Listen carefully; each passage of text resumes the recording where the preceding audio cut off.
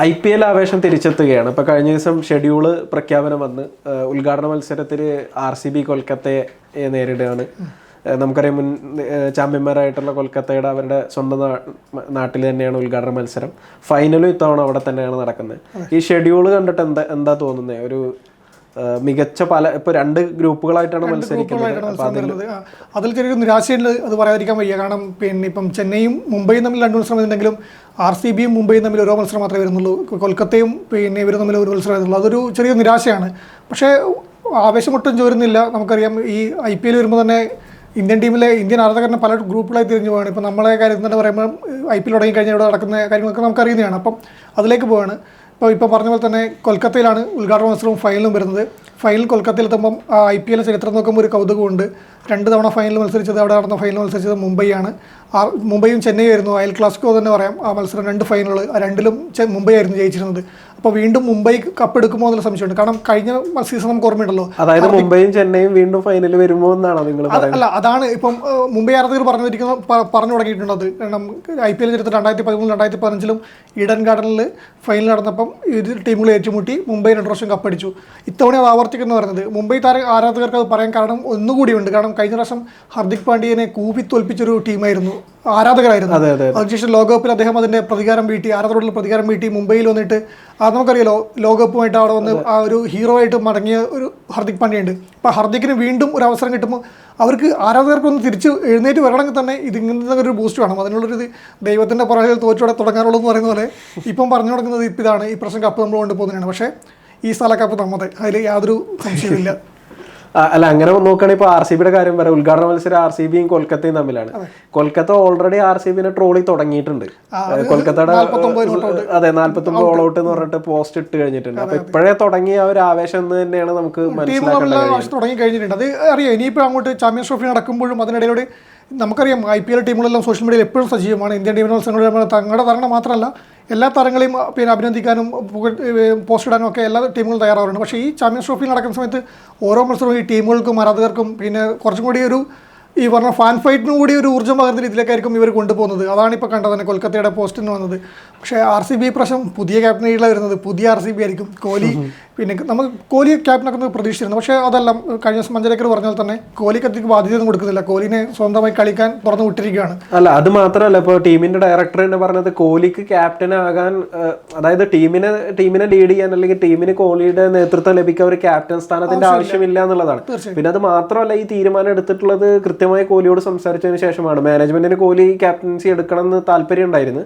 പക്ഷേ കോഹ്ലി അതിന് തയ്യാറായില്ല എന്നുള്ളതാണ് യാഥാർത്ഥ്യം. മാത്രമല്ല, അഹമ്മദാബാദിൽ ഇന്ത്യ ഇംഗ്ലണ്ട് ഏകദിന മത്സരം നടക്കുന്ന സമയത്ത്, 3ാമത്തെ ഏകദിന മത്സരം നടക്കുന്ന സമയത്ത് ടീം ഡയറക്ടറും അതുപോലെ തന്നെ പരിശീലകനും കോഹ്ലിയുമായി കണ്ട് സംസാരിച്ചതിന് ശേഷമാണ് ഈ പ്രഖ്യാപനം അന്തിമമായിട്ട് എടുക്കുന്നതും ആ ഒരു തീരുമാനം വരുന്നതും. പക്ഷേ നമുക്കറിയാം ഡൊമസ്റ്റിക് ക്രിക്കറ്റിൽ ഒരു കഴിവ് തെളിയിച്ച ഒരു ക്യാപ്റ്റനാണ് രജത് പാട്ടിദാർ എന്നത് ശരിയാണ്, തീർച്ചയാണ്. ഇപ്പൊ സെയ്ദ് മുഷ്താഖ് അലി ട്രോഫിയിൽ മധ്യപ്രദേശിനെ ഫൈനലിൽ വരെ എത്തിക്കുന്ന ഒരു സാഹചര്യം പ്രകടനം പുറത്തെടുത്തു. ഒരു ബാധ്യത ഇല്ലാതെ, ഒരു ടെൻഷൻ ഇല്ലാതെ കളിക്കുന്ന ഒരു താരമാണ്. അപ്പം അതൊരു ഇതായി ഇരിക്കുന്ന എനിക്ക് തോന്നുന്നില്ല.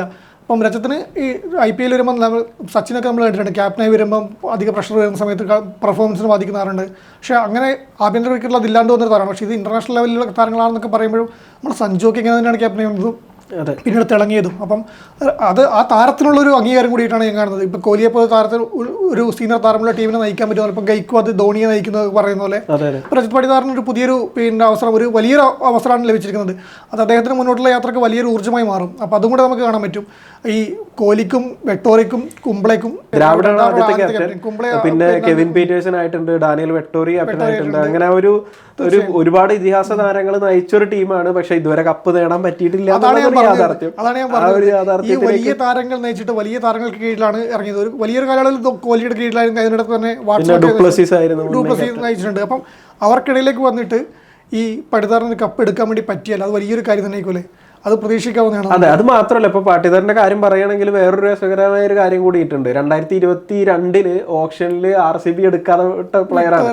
2021 അവർക്ക് വേണ്ടി കളിക്കുകയും അതായത് 20 ലക്ഷം അടിസ്ഥാന വിലക്ക് അവർ സ്വന്തമാക്കുകയും പിന്നീട് ഒരു കാര്യമായ ഒരു മികച്ച പെർഫോമൻസ് നടത്താൻ ആദ്യ സീസണിൽ കഴിഞ്ഞിട്ടില്ല. 4 മത്സരങ്ങൾ മാത്രമാണ് കളിച്ചത്. മാത്രമല്ല സ്ട്രൈക്ക് റേറ്റ് ഒക്കെ ഒരു 100-ന് മാത്രമേ ഉണ്ടായിരുന്നുള്ളൂ. അപ്പൊ അടുത്ത സീസണിൽ അവർ എടുക്കണ്ട എന്ന് വിചാരിച്ച് അവർ ഓപ്ഷനിൽ എടുക്കാതെ അൺസോൾഡ് ആയിട്ടുള്ള ഒരു താരമാണ്. പക്ഷെ പിന്നീട് ടീമിൽ ഒരു താരത്തിന് പരിക്കേറ്റപ്പോൾ പകരക്കാരനായിട്ട് വരികയും മികച്ച പെർഫോമൻസ് കാഴ്ചവെക്കുകയും പിന്നീട് ആ ഒരു സീസണിലാണ് അദ്ദേഹം സെഞ്ചുറി നേടുന്നത്.